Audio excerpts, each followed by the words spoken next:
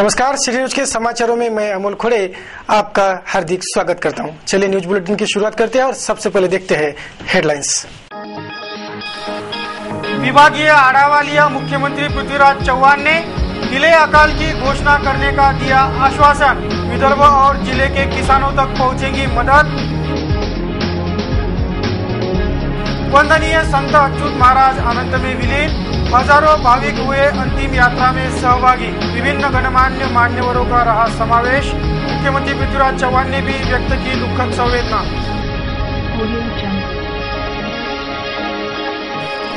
प्रशासकीय महकमा और पालक मंत्री के असभ्य व्यवहार पर पत्रकार वर्ग संतप्त।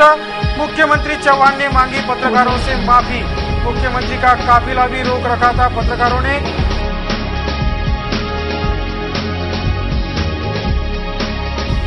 पैंतीस वर्षीय व्यक्ति के साथ मारपीट कर जबरन पिलाया जहर, घटना वडगांव की।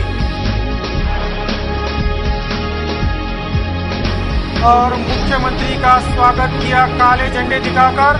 शिवसैनिकों का तीव्र आक्रामक आंदोलन देख प्रशासन की उड़ी नींद। आज के हेडलाइंस के प्रायोजक थे इंडिया बुल्स होम लोन्स। घर आ जाओ।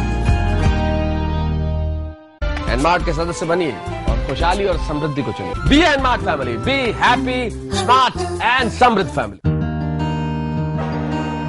इस दिन का सबसे सुहाना पल कौन सा है, क्या कहता है घर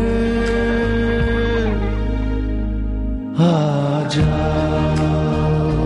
इंडिया बुल्स होम लोन्स। घर आ जाओ। एनमार्ट, यहाँ मिलता है वही जो मिलता नहीं कहीं।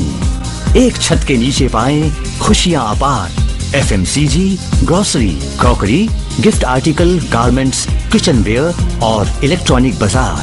तो जुड़िए एनमार्ट से, जुड़िए खुशियों से। Credit facility, free purchase voucher, all product sold below MRP. और अब एनमार्ट, यहाँ मिलता है वही जो मिलता नहीं कहीं। एक छत के नीचे पाएं खुशियाँ अपार।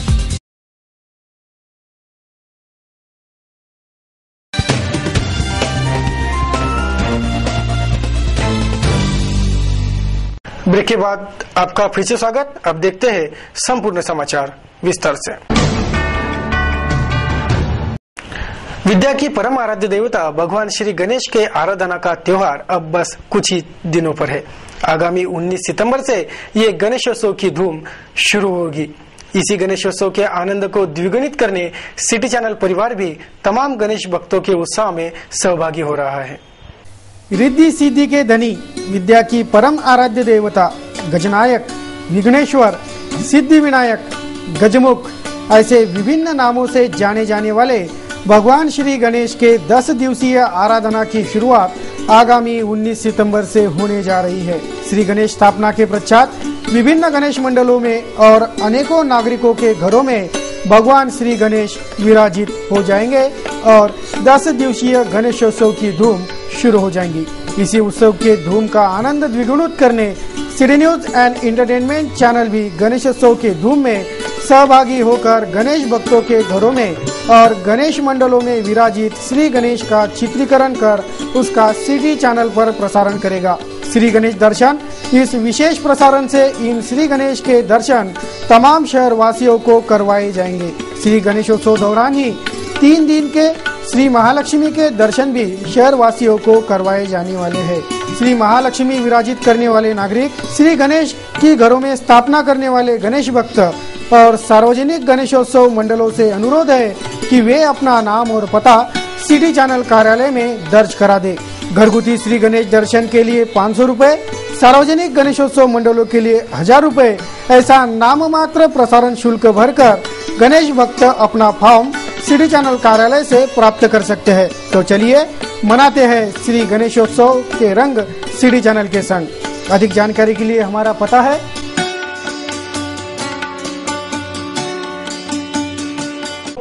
शनिवार को अमरावती दौरे पर पहुंचे राज्य के मुख्यमंत्री पृथ्वीराज चौहान ने जिले सहित संभागीय बाढ़ परिस्थिति का जायजा लिया। संभाग में बरसे झमाझम बारिश से बड़ी हुई हानि और मूसलाधार बारिश में बह गए खेत, खलिहान, घर, इन सब का मुआयना कर सभी को उचित नुकसान भरपाई भी देने का दावा मुख्यमंत्री महोदय ने इस महानगर दौरे से किया। शनिवार की सुबह ठीक 11:15 बजे राज्य के मुख्यमंत्री पृथ्वीराज चौहान इनका काफिला महानगर में दाखिल हुआ। आप देख सकते हैं किस तरह से मुख्यमंत्री महोदय का काफिला महानगर के विभागीय आयुक्तालय में दाखिल हुआ। इसके पश्चात विभागीय आयुक्तालय में एक आढावा बैठक कर मुख्यमंत्री ने उचित दिशा निर्देश समस्त महकमे को जारी किए।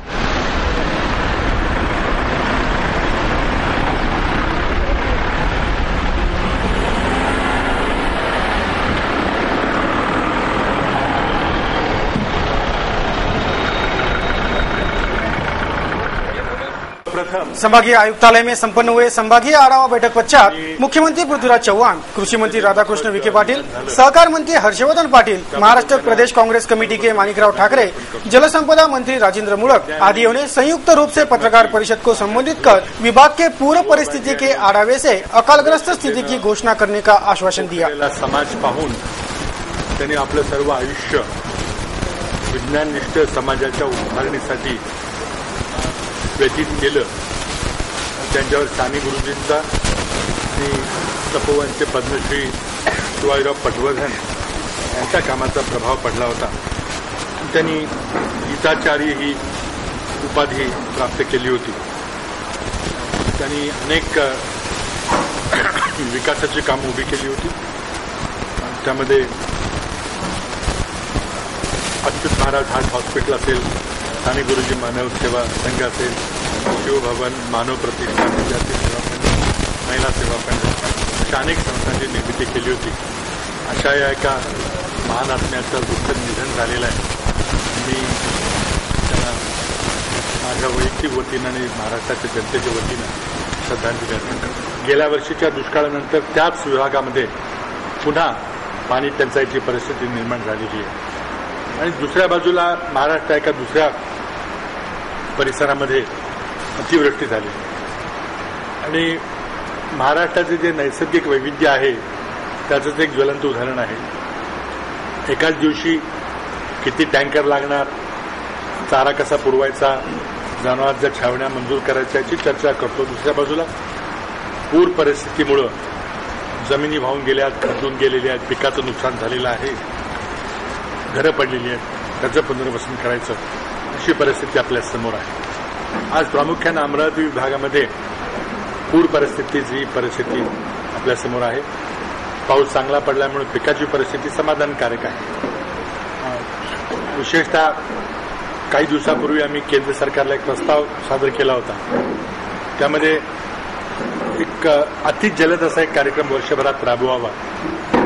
त्यामध्ये मराठवाड्याचे दुष्काळग्रस्त जिल्हे असतील, अवर्षणप्रवण तालुके असतील, पश्चिम महाराष्ट्रातले उत्तर महाराष्ट्रातले असतील किंवा विदर्भाचा जो आत्महत्याग्रस्त परिसर आहे आणि विशेषतः अकोला अमरावतीमधला तो खारपाण पट्टा आहे, ते सगळे विभाग घेऊन एक आम्ही निधीची मागणी केली होती 2,022 रुपयेपर्यंतची।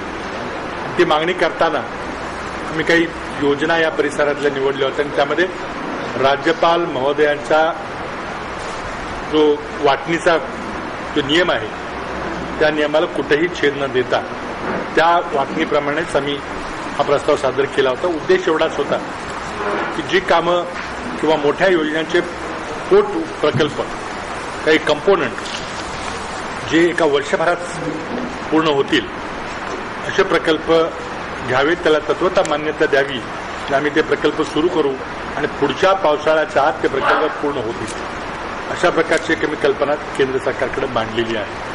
आता यावर्षी जेव्हा आम्ही मदत मागायला गेलो तेव्हा मला सांगण्यात आलं की पहिल्यांदा दुष्काळ म्हटल्याशिवाय आम्ही काही तुमचं निवेदन स्वीकारणार नाही।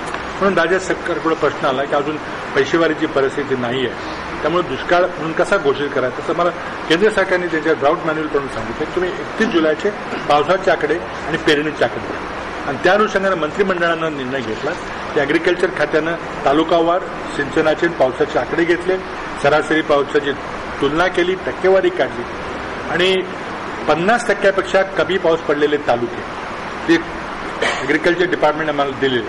हा काही फार शास्त्रीय निकष असं नाही, पण हा निकष आम्ही लावला. त्याचबरोबर 50% कमी पेरणी झालेले तालुके ठरवले. तर आम्हाला लक्षात आलं की काही अवर्षण प्रवृत्त तालुके त्यामध्ये बसत नाहीत. म्हणून मग आणखी मी केंद्र सरकारशी चर्चा करून तो निकष आणि आम्ही दुसरा अवर्षण प्रवण तालुक्याकरता 75% सरासरीपेक्षा कमी पाऊस आणि 75% कमी पेरणी असे निकष लावले. त्यातून मी 123 तालुके निवडले. त्यामध्ये काही गैरसमज झाले आहेत की राजकीय अभ्यासामुळे अमुक तालुका सोडला तमुक सोडला, असं बिलकुल काही नाही. आमच्याकडं मंत्रिमंडळाकडं कृषी खात्यानं जे पावसाच्या टक्केवारीचे आजपर्यंत म्हणजे त्या तारखेपर्यंत पडलेल्या टक्केवारीचे आकडे दिले, त्याप्रमाणे आम्ही तालुके घोषित केले आणि केंद्र सरकारला कळवले. आता यामध्ये तुम्ही जर GR नीट वाचला असेल त्यामध्ये काय सवलत दिलेली आहे, त्यामध्ये एकच सवलत आहे. ती सवलत म्हणजे जनावरांच्या छावण्या उघडायची परवानगी मिळेल. टँकर सुरू करायची कुठली परवानगी, कुठली अट नाही. तिथं ज्या गावाला टँकर पाहिजे असेल तिथं त्या यादीमध्ये ते गाव असेल नसेल त्याला दिलं जाईल. रोजगार हमीची कामं सुरू करायला हा केंद्राचा कायदा आहे, त्यामुळे कुणाच्या एक तालुक्यांची काही गरज लागत नाही. त्यामुळे रोजगार हमीची कामं सुरू करायला कुठलीही अट नाहीये, टँकरला कुठलीही अट नाहीये.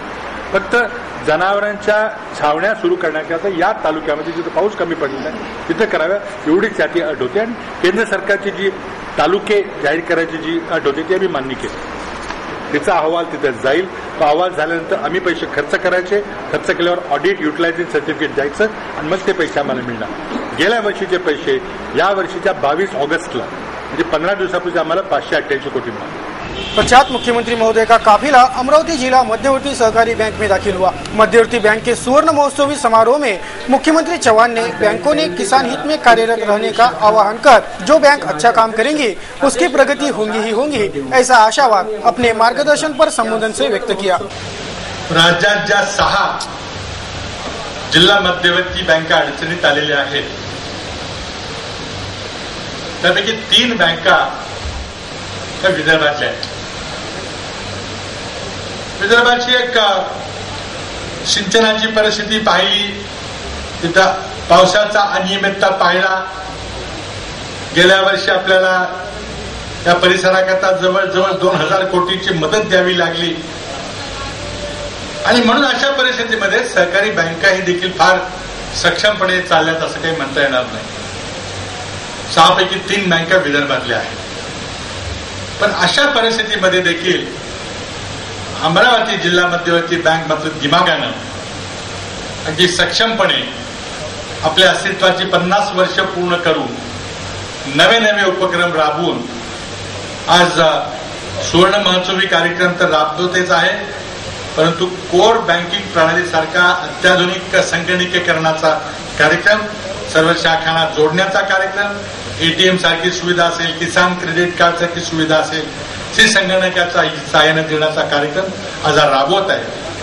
आणि म्हणून या प्रसंगी बँकेचे अध्यक्ष, सर्व संचालक, सर्व कर्मचारी आणि सर्व भागधारक यांना माझ्या मी हार्दिक शुभेच्छा देतो. 1991च्या आर्थिक बदलानंतर महाराष्ट्रामध्ये आपण सहकारी क्षेत्राला जे प्रोटेक्शन दिलं होतं, ते संरक्षण दिलं होतं, ते संरक्षण कमी झालं असं मी म्हणणार नाही, परंतु खाजगी क्षेत्राला स्पर्धा करण्याची आपण परवानगी दिली. आणि पूर्वी संरक्षित सुरक्षित असं सहकारी क्षेत्र, त्यामध्ये कुठं काही बरं वाईट झालं, कुठं काही चुकीचं काही वर्तन घडलं तरी आपण माफ करण्याची आपलं वृत्ती. आणि या परिस्थितीमध्ये खाजगी बँकाचं आव्हान, एक प्रचंड मोठं आव्हान सहकारी क्षेत्रासमोर उभं राहिलं. सहकारी साखर कारखान्याचा उल्लेख झाला. जोपर्यंत संपूर्ण संरक्षण होतं, खाजगी साखर कारखान्यांना परवानगी नव्हती. आणि आता तिसरा टप्पा म्हणजे केंद्र सरकारनं सहकार्य विषयाला एक अनन्यसाधारण महत्व देऊन देशाची घटना बदलायचा निर्णय घेतला. आणि देशाची घटना बदलायचा आणि त्यामध्ये सहकारी क्षेत्राकरता एक वेगळा अध्याय भारताच्या संविधानामध्ये, भारताच्या घटनेमध्ये घालायचा निर्णय घेतला. आणि तीच ती 97ची घटना दुरुस्ती. खूप आमूलाग्र बदल त्यामध्ये झालेली आहे. सहकार खात्यानं या विषयावर पुण्याला एक अतिशय उत्कृष्ट असा परिसंवाद ठेवला आणि त्या सर्व 97च्या घटना दुरुस्तीचा परिणाम महाराष्ट्राच्या सहकारी चळवळीत कशा प्रकारे होईल, त्यातल्या काही सुधारणांना आपण विरोध केला पाहिजे का नाही, आणि ज्या आनंदानं स्वीकारायच्या असतात त्या लवकरात लवकर स्वीकारून या वर्षाखेरपर्यंत महाराष्ट्राच्या सहकारी कायद्यामध्ये आपल्याला दुरुस्ती करावी लागणार आहे. 2 केंद्रीय प्रशासक राज्य मध्यवर्ती बँकेवर प्रशासक म्हणून काम करू लागले.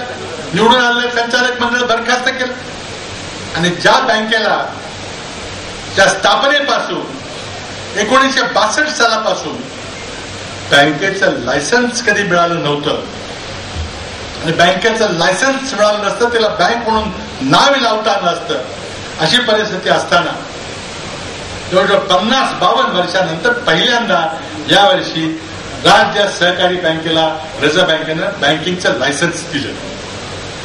म्हणजे शिस्त लावली तर शिस्त लावता येते आणि शिस्त लावली तर संस्थाही मजबूत होते, सुदृढ होते आणि मग ग्राहकांचाही फायदा होतो. असं चित्र या राज्य सहकारी बँकेच्या उदाहरण आपल्याला दिसतं. आज अमरावती जिल्हा मध्यवर्ती बँकेनं चांगलं काम केलं. 50 वर्ष त्यांनी 1200 जवळ कोटी. अमरावती जिला मध्यवर्ती सहकारी बैंक के स्वर्ण महोत्सवी समारोह में वे कार्यक्रम के उद्घाटक के रूप में उपस्थित थे. कांग्रेस कमेटी के प्रदेशाध्यक्ष माणिकराव ठाकरे, जिले के पालक मंत्री तथा कृषि मंत्री राधाकृष्ण विखे पाटिल, सहकार मंत्री हर्षवर्धन पाटिल, ऊर्जा एवं जलसंपदा मंत्री राजेंद्र मुलक सहित पूर्व मंत्री हर्षवर्धन देशमुख, अमरावती जिला कांग्रेस कमेटी के बबलू भाऊ शेखावत, विधायक केवलराम काळे, विधायक डॉक्टर अनिल बोंडे, विधायक रवि राणा सहित अमरावती जिला मध्यवर्ती सहकारी बैंक का संचालक मंडल एवं किसान वर्ग भी प्रमुखता से उपस्थित था. Bureau report, city news. News bulletin के इस भाग के प्रायोजक है इंडिया बुल्स होम लोन्स. घर आ जाओ. एनमार्ट के सदस्य बनिए और खुशहाली और समृद्धि को चुनिए. Be N Mart family, be happy, smart and समृद्ध फैमिली. दिवसाचा हा सर्वात सुखाचा क्षण कोणता आहे अर सांगे काय खरी यारा. India bulls home loans. घरी आना. कोई लॉटरी निकली आप लोगों की? जी नहीं, लॉटरी वॉटरी कुछ नहीं निकली है. हम लोगों की किस्मत खुल गई है. हाँ, और किस्मत खुली है एनमार्ट से. एनमार्ट से? जी हाँ, सुनिश्चित भविष्य एनमार्ट आपको देता है आपके पूरे साल के बजट में कटौती, एक्स्ट्रा इनकम और ढेर सारे इनकम. देखा जाए तो एनमार्ट एक जादुई चिराग की तरह है जो 1 मिनट में आपकी किस्मत को रोशन करता है. आप लीजिए निर्णय 1 सेकंड में और पाइए खुशहाली. तो कॉल कीजिए 0261 677 4444 पर या ईमेल कीजिए info@nmart.co.in पर.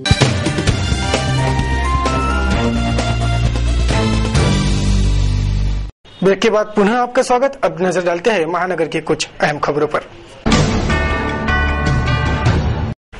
शनिवार को राज्य के मुख्यमंत्री पृथ्वीराज चौहान जब अमरावती दौरे पर पहुंचे तब पुलिस प्रशासन और पालक मंत्री के रवैये पर शहर के पत्रकारों ने नाराजगी जताई. मुख्यमंत्री का काफिला भी पत्रकारों ने रोके रखा था. मुख्यमंत्री महोदय द्वारा मांगे गए माफी पश्चात ये मामला शांत हुआ. इसके बाद ऐसी घटना न हो इस आशय के दिशा निर्देश भी मुख्यमंत्री महोदय ने महकमे को जारी किए हैं. पत्रकारिता, मीडिया ये लोकशाही का चौथा आधार स्तंभ है. इसी के माध्यम से तमाम जनता तक सरकार के अहम फैसले और घटनाएं पहुंचती है. इसलिए इन्हें तवज्जो देना जरूरी है, ऐसा मुख्यमंत्री महोदय का फैसला रहा.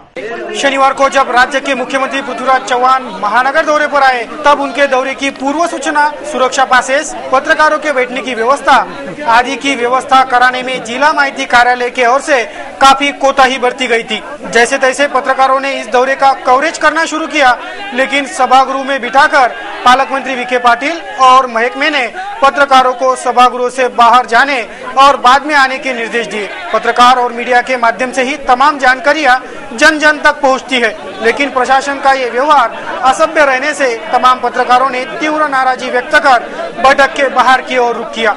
संभागीय आयुक्तालय के परिसर में पत्रकारों का तीव्र रूप देखकर पालक मंत्री विखे पाटिल, विधायक अरसूल, विधायक रवि राणा सभी ने पत्रकारों को बैठक में बैठने का अनुरोध किया, पर कोई नहीं माना। गेल्यानंतर मग बाहेरून आपली पत्रकार परिषद माननीय मुख्यमंत्री घेतील।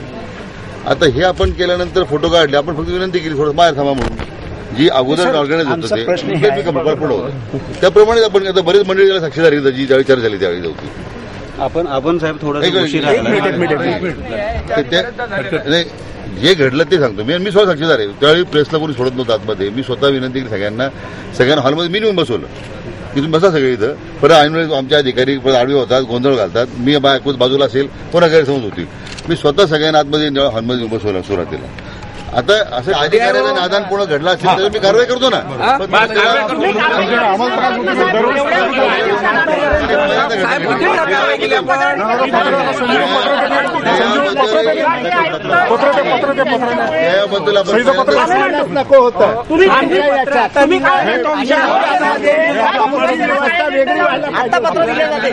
तुम्ही मुंबईला जाऊन बैठक घेता, इथे काही चर्चा होत नाही। सगळ्यांचा अवमान अवमानाचा आहे, आम्हाला धक्के मारून बाहेर काढला, आमचा जो प्रोसेस नाही आहे, तुम्ही इथे बोलवा ना। आम्ही बहिष्कार टाकण्याची भूमिका घेणारच आहे ना। तुम्ही कारवाई कधीच नाही करत ना साहेब। यहाँ तक कि मुख्यमंत्री का काफिला भी मीडिया कर्मी और पत्रकारों ने रोक लिया था। वस्तुस्थिति की जानकारी पाकर मुख्यमंत्री ने तमाम मीडिया कर्मी और पत्रकारों से माफी मांगी, तब जाकर सारा मामला शांत हुआ। मीडिया कर्मी और पत्रकारों से ऐसा असभ्य बर्ताव फिर ना हो, ऐसे आदेश भी मुख्यमंत्री पृथ्वीराज चव्हाण ने समूचे महकमे को जारी किए हैं। आंदोलक थे दंडे आणि दंडे घेऊन घुसले, झेंडे घेऊन घुसले, आम्हाला काळे झेंडे घेणारे लोक आपल्यासोबत बसले, आम्ही मीडिया एवढं झाल्यानंतरही आमदार आम्हाला म्हणतात की जाऊ द्या, सत्ताधारी आमदार म्हणतात जाऊ द्या, प्रेस जात असेल वापस। सांगितलं होतं, जे ऑर्डर मी सांगितलं कदाचित कम्युनिकेशन मध्ये गडबड झाली असेल, असं नेहमीच होतं सर। Sorry for that. मी पहिल्यांदा प्लीज जिल्हा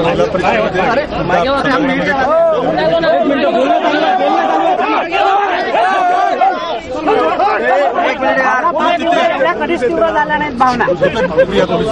सर्किट हाऊसला आता का कधी भेटत, आता भेटायचं का नंतर भेटत? सर आताच इथेच बोलून घेऊ ना, आपण इथेच बोलून घेऊ ना। आता सगळे पुन्हा येणार, भावना फार तीव्र आहेत। असं नका करू, मी थांबतो, त्याच्यात चूक झाल्याची बघून घेतो। काय होतं की पहिल्यांदा लोकप्रतिनिधीचं म्हणणं ऐकल्यानंतर तुमच्याशी बोललं पाहिजे, आधी बोलून परत दुसरे काही मुद्दे आले मग ते आता काय झालं, मी सगळ्यांचं ऐकून घेतलं, आता तुम्हाला सांगितलं पाहिजे। असं नेहमी होतं, डीपीडीसीच्या बैठकीत बसता येत नाही, आढावा बैठकीत बसता येत नाही, कलेक्टर आम्हाला बाहेर असं तुमच्याकरता वेगळी व्यवस्था करून केलीच जात नाही। कलेक्टर तर एक शब्दही बोलत नाही। त्यांनी पास देण्यामध्ये काय सर तुमच्या दौऱ्याबद्दल माहिती शासनाची बदनामी होईल सर याच्यात। वंदनीय संत अच्युत महाराज के पार्थिव शरीर पर 15 से 20 हजार भाविक भक्तों के उपस्थिति में शनिवार को अंतिम संस्कार किया गया। तिवसा से 3 किलोमीटर दूरी पर स्थित शेंदुरजना बाजार में अत्यंत शोकमय वातावरण में ये अंत्य संस्कार संपन्न हुआ। विभिन्न गण्यमान्य मान्यवरों ने भी इस अंतिम संस्कार में उपस्थिति दर्शाकर स्वर्गीय अच्युत महाराज को श्रद्धांजलि अर्पित की और संत श्री अच्युत महाराज अनंत में विलीन हो गए। शनिवार को वंदनीय संत अच्युत महाराज को हजारों भाविकों ने शोकमय वातावरण में अंतिम विदाई दी। शुक्रवार को सीने में उठे दर्द के बाद महानगर के सावरकर अस्पताल में संत अच्युत महाराज का दुखद निधन हो गया था, जिससे महाराज के समूचे महाराष्ट्र भर के भक्त परिवार में शोक लहर दौड़ गई। राज्य के मुख्यमंत्री ने भी संत अच्युत महाराज के निधन पर शोक व्यक्त किया। अमरावती के तपोवन, संत अच्युत महाराज हॉस्पिटल, बाद में बोरगांव धर्माड़े, गुरुकुंज मोजरी आदि गांवों में महाराज के पार्थिव शरीर के दर्शन करवाकर उनका पार्थिव शरीर अंतिम संस्कार हेतु तिवसा चांदू रेलवे मार्ग पर स्थित शेंदुरजना बाजार में लाया गया, जहां 15 से 20 हजार भाविकों ने संत अच्युत महाराज के अंतिम दर्शन लेकर उन्हें दुखद अंतकरण से विदाई दी। पूर्व सांसद अनंतराव गुड़े, साहेबराव तट्टे, विधायक बच्चू कडू सहित असंख्य मान्यवरों ने शोकमय वातावरण में संत अच्युत महाराज को अंतिम विदाई दी। शेंदुरजना बाजार में पालकी यात्रा निकालकर बाद में संत अच्युत महाराज निवास स्थान पर महाराज का पार्थिव शरीर भाविकों के दर्शनार्थ रखा गया था। हजारों का जनसमुदाय यहाँ उमड़ा होकर भी पुलिस ने केवल 4 कर्मचारियों को यहाँ तैनात कर रखा था। वो तो पद्मश्री प्रभाकर राव वैद्य के आदेश पर HOPM के 150 स्वयंसेवकों ने सुरक्षा की कमान थामे रखी, जिससे कोई अनुचित प्रकार या भगदड़ नहीं मच पाई। दोपहर 1:25 पर डॉक्टर अनिल सावरकर ने महाराज के पार्थिव को मुखाग्नि दी और संत अच्युत महाराज अनंत में विलीन हो गए।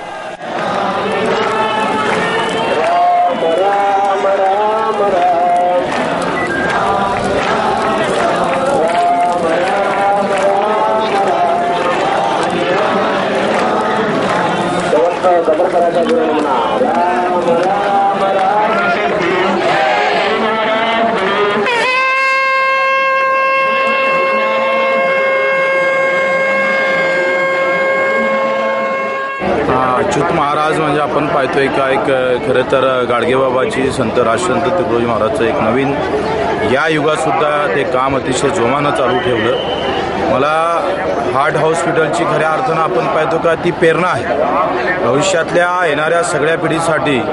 इथं अच्युत महाराजांनी उभं केलेलं वर्गणीतून उभं केलेली धर्मशाळा गाडगेबाबांना बांधल्या आम्हाला माहीत आहे, पण एक दवाखाना सुद्धा एक त्याच्यावरचं एक उत्तम पाऊल म्हणून आपण पाहतोय का अच्युत महाराजांना उभारलेलं हार्ट हॉस्पिटल ही सगळ्या हिंदुस्थानासाठी महाराजांनी मंदिरच नव्हे तर रुग्णालय सुद्धा उभं करण्याची ताकद ठेवतोय। हा नवीन क्रांतीचं पाऊल या माध्यमातून महाराजांच्या जीवनाच्या माध्यमातून जातं आणि तेच खऱ्या अर्थानं समाजाला प्रेरणा करू शकतं।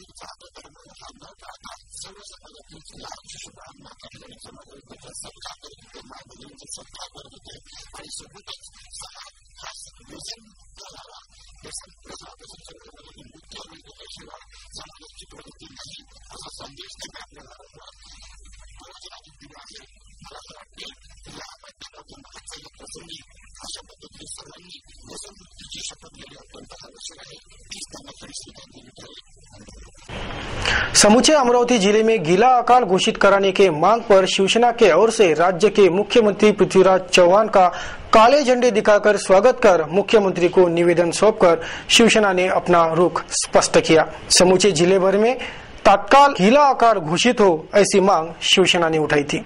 अमरावती दौरे पर आए मुख्यमंत्री पृथ्वीराज चौहान का स्वागत शिवसेना ने काले झंडे दिखाकर और मुख्यमंत्री के विरोध में तीव्र नारेबाजी कर किया। विगत दिनों बरसे बारिश की वजह से अमरावती जिले भर में जो तबाही मची, उसके बाद जिले भर में तत्काल गीला अकाल घोषित करने की मांग शिवसेना सांसद आनंदराव अडसूळ, विधायक अभिजीत अडसूळ, शिवसेना शहर प्रमुख दिगंबर डहाके, पार्षद प्रवीण हरमकर सहित असंख्य शिवसैनिकों ने मुख्यमंत्री को निवेदन सौंपकर की। मुख्यमंत्री ने इस निवेदन पर उचित कार्रवाई का आश्वासन दिया है। आज दुष्काळ परिस्थितीचा आढावा घेण्यासाठी या जिल्ह्यामध्ये महसूल विभाग म्हणून या राज्याचे मुख्यमंत्री पृथ्वीराज चव्हाण आणि त्यांचे इतर सहयोगी मंत्रीगण या ठिकाणी उपस्थित आहेत। गेल्या 10-12 दिवसापूर्वी या मुख्यमंत्र्यांनी या जिल्ह्यातले काही तालुके दुष्काळग्रस्त जाहीर केले। त्यामध्ये असं आढळलं की सत्तेमध्ये असलेल्या आमदारांचे फक्त केले, एक तर ही शेतकऱ्याची केलेली प्रतारणा दुजाभाव केला आणि एक पक्षीय राजकारण त्या ठिकाणी खेळलं गेलं आणि म्हणून याचा निषेध म्हणून आम्ही त्याच दिवशी निर्णय घेतला, मुख्यमंत्री ज्या दिवशी येतील त्या दिवशी आपण निषेध व्यक्त करायचा। त्यात भर पडली, गेल्या 5-7 दिवसापासून या जिल्ह्यामध्ये अतिवृष्टी झाली आणि दुष्काळग्रस्त परिस्थिती अतिशय मोठ्या प्रमाणात निर्माण झाली। अनेक गावामध्ये घरं पडली, काही माणसं वाहून गेली, पिकांचं अमाप नुकसान झालं, जमिनी खरडून गेल्या आणि या परिस्थितीमध्ये आज या ठिकाणी मुख्यमंत्री आहेत आणि आम्ही सांगून जाहीर करून आजचं हे आंदोलन या ठिकाणी आम्ही उभं केलेलं आहे. आता चर्चेकरता मागणी हीच आहे प्रामुख्याने. पहिल्यांदा हे निषेध करणं की आपण राजकारण या ठिकाणी शेतकऱ्यांच्या प्रश्नाशी खेळत आहे.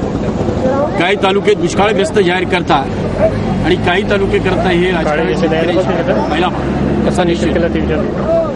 आता अतिवृष्टीमुळे संपूर्ण जिल्हाच खऱ्या अर्थाने दुष्काळग्रस्त आहे.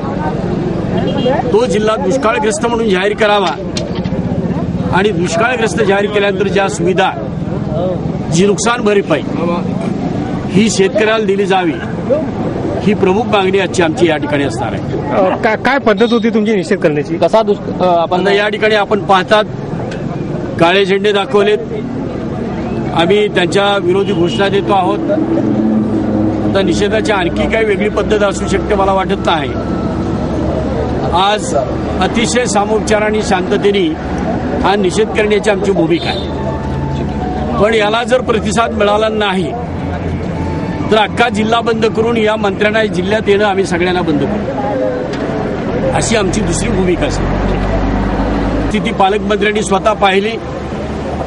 सर्व आमदारांनी, सर्व पक्षीय आमदारांनी काल पालकमंत्र्यांसमोर व्यथा मांडलेल्या आहेत. त्याची नोंद घेऊन पहिल्यांदा दुष्काळ जाहीर करावा ही आमची प्रमुख मागणी आजची आहे. एचयूपीएम के आद्य संस्थापक स्वर्गीय अंबादास पंत वैद्य, इनके स्मृति में शनिवार को भव्य रक्तदान शिविर का आयोजन एचयूपीएम में संपन्न हुआ. विभिन्न गणमान्य मान्यवरों ने और छात्र छात्राओं ने इस रक्तदान शिविर में सहभागी होकर आयोजन सफल किया और स्वर्गीय अंबादास पंत वैद्य को आदरांजलि अर्पित की. एचयूपीएम के संस्थापक गुरुवर्य स्वर्गीय अंबादास पंत वैद्य की स्मृति में आयोजित रक्तदान शिविर का आयोजन शनिवार को एचयूपीएम में संपन्न हुआ. विभिन्न मान्यवरों के हाथों स्वर्गीय अंबादास वैद्य के प्रतिमा का पूजन और दीप प्रज्वलन से रक्तदान शिविर की शुरुआत हुई. एचयूपीएम के छात्रों ने स्वयंपूर्ति से रक्तदान कर स्वर्गीय अंबादास पंत वैद्य के स्मृति में विनम्र आदरांजलि अर्पित की. भाजपा के शहराध्यक्ष डॉक्टर प्रदीप सिंगोरे सहित कई गणमान्य मान्यवर, एचयूपीएम के शिक्षकगण आदि इस रक्तदान शिविर के उद्घाटनीय समारोह में उपस्थित थे.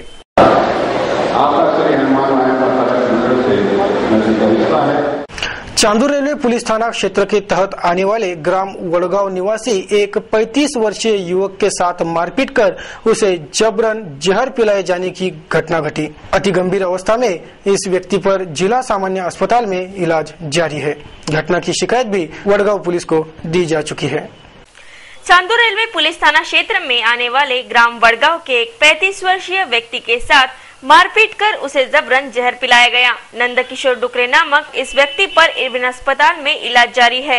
मारपीट कर शिकार हुए नंदकिशोर नानाजी डुकरे के पत्नी ने सिटी न्यूज को दिए जानकारी अनुसार शनिवार की सुबह जगजीवन हांडे, समीर हांडे, भैया हांडे, गजानन हांडे, राहुल राउत इन 6 लोगों ने नंदकिशोर के साथ मारपीट कर उसे जबरन जहर पिलाया और भाग गए. तुरंत नंदकिशोर को इरविन दाखिल कराया गया, जहां उस पर इलाज जारी है. घर में मैं अकेली थी और मेरे पति सोए हुए थे बिस्तर पे. वो सब 4 जन आए. जगजीवन हांडे 6 जन, और समीर हांडे, दिलीप हांडे, भैया हांडे, गजानन हांडे. उसने वो दवाई पिलाई, मुझे मारहान की. पहले मारहान की. मैं मुझे सामने गई तो मुझको भी ढकल दिया उसने. उनको क्या पिलाया? उसने ढकल दिया. मैं बाजू वाले को बुलाने गई, मेरे पती को बचा, पती को बचा. मला पण ढकलून बांगड्या वगैरे सब फुटल्या. मला पण मारला, ढकलून दिला आणि त्यांना ओळख आणलं. ओळख आणलं. नंतर कपडे सुद्धा कपडे घालतो, कपडे सुद्धा नाही घालू दिले. कपडे. आपको कैसा मालूम पड़ा कि इन्होंने जहर की? मैं घर में थी. घर में थी मैं. घर में थी. 9 बजे का टाइम था. 10 बजे का टाइम सुबह. 10 बजे. क्या दुश्मनी थे जो राजकारण? आपके पति करते क्या है? आप शेती है. तो उनसे दुश्मनी क्या है? राजकारण. ते म्हणजे तंटामुक्तीचं ते जे बोर्ड आहे ना, त्याच्यावरचं नाव फोडलं. म्हणते त्याचं नाव दुसऱ्यांनी फोडलं, पण आरोप यांच्यावर आणला. याच्या अगोदर 1 महिना अगोदर रिपोर्ट दिला होता. अभी कंप्लेंट करे आपने? हाँ. कौन से पुलिस थाने में? तो अभी अरेस्ट है क्या फरार है? जमानत हो गई. इनकी जमानत हो गई. आप इनकी जमानत हो गई. चांदूर ढोरे निवासी एक किसान ने बीज उत्पादक और बीज विक्रेता दुकानदारों पर यह आरोप लगाया है कि उनके द्वारा बेचे गए बीजों में मिलावट है, जिसकी वजह से उनके खेत में फसल तो पक गई लेकिन उस फसल पर बीज नहीं आ रहे हैं। ये सोयाबीन की फसल खराब हो जाने पर इसकी शिकायत भी पीड़ित किसान ने दाखिल कराई है। प्रशासन कृषि सेवा केंद्र से 3 बैग कृषीधन कंपनी 441 सोयाबीन बीज खरेदी केलं। ते माझ्या 14 सर्वे नंबरच्या शेतामध्ये मी पेरणी केलं। पेरणी केलं असता त्याची उगवण व्यवस्थित झाली, पण त्या सोयाबीनच्या झाडाला शेंगा आणि फुलं आलेच नाही आणि त्यामध्ये जवळपास तपासणी निष्कर्षानुसार त्यामध्ये 46% वाज निघाला आणि त्या बियाणामध्ये भेसळ सुद्धा आहे। त्यामुळे मी अशी तक्रार कृषी अधिकारी तिवसा यांना दिली। कृषी अधिकारी जिल्हा परिषद आर्थिक नुकसान मिळण्याबाबत तक्रार सादर केली आहे आणि कंपनीवर कारवाई याच्या संदर्भात निवेदन दिलं आहे। त्यामुळे जवळपास माझं म्हणजे 3 एकर क्षेत्रापासून मला म्हणजे संपूर्ण माझे नुकसान झाले आहे। प्रशासन ग्रीनगोल्ड कंपनीचं जे 4 बॅग्स ग्रीनगोल्ड कंपनीचं आणि 3 कृषीधनचं त्यापैकी ग्रीनगोल्ड कंपनीच्या शेंगा आणि फुलं चांगला आहे आणि पीक व्यवस्थित सर्व संपूर्ण चांगलं आहे। त्यामुळे कंपनी जे बियाणं खरेदी केलं त्यात माझी फसवेगिरी झालेली आहे।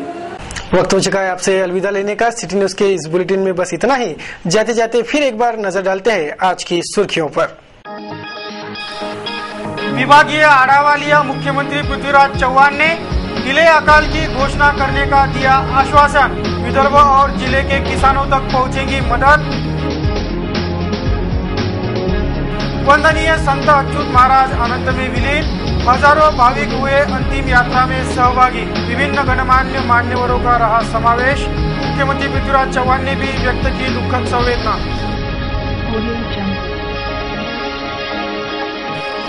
प्रशासकीय महकमा और बालक मंत्री के असभ्य व्यवहार पर पत्रकार वर्ग संतप्त।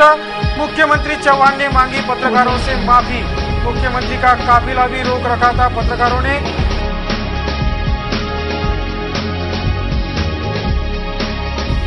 35 वर्षीय व्यक्ति के साथ मारपीट कर जबरन पिलाया जहर, घटना वडगांव की। और मुख्यमंत्री का स्वागत किया काले झंडे दिखाकर। शिवसैनिकों का तीव्र आक्रामक आंदोलन देख प्रशासन की उड़ी नींद। सिटी न्यूज के बारे में आप अपने सुझाव एवं विचार हमें भेज सकते हैं हमारे इस पते पर। हमारा पता है सिटी न्यूज कार्यालय धनराज लेन सक्कर 7 अमरावती और हमारा फोन नंबर है 2398161। आप हमसे फेसबुक या ट्विटर पर भी जुड़ सकते हैं या हमें ईमेल कर सकते हैं। देश व दुनिया की खबरें इस बुलेटिन और हर बुलेटिन को देखने के लिए लॉग ऑन करें www.citynews.net.in पर। सिटी न्यूज पर कार्यक्रम और खबरों का सिलसिला यूं ही जारी रहेगा। लेते हैं आपसे इजाजत। इस बुलेटिन में बस इतना ही। नमस्कार। दिवसाचा हा सर्वात सुखाचा क्षण कोणता आहे अरसागे काय खरी यारा। इंडिया बुल्स होम लोन्स, घरी लाना। कोई लॉटरी निकली आप लोगों की? जी नहीं, लॉटरी वॉटरी कुछ नहीं निकली है। हम लोगों की किस्मत खुल गई है। हाँ, और किस्मत खुली है एनमार्ट से। एनमार्ट से? जी हाँ, सुनिश्चित भविष्य एनमार्ट आपको देता है आपके पूरे साल के बजट में कटौती, एक्स्ट्रा इनकम और ढेर सारे इनकम। देखा जाए तो एनमार्ट एक जादुई चिराग की तरह है जो 1 मिनट में आपकी किस्मत को रोशन करता है। आप लीजिए निर्णय 1 सेकंड में और पाइए खुशहाली। तो कॉल कीजिए 0261 677 4444 पर या ईमेल कीजिए info@nmart.co.in पर।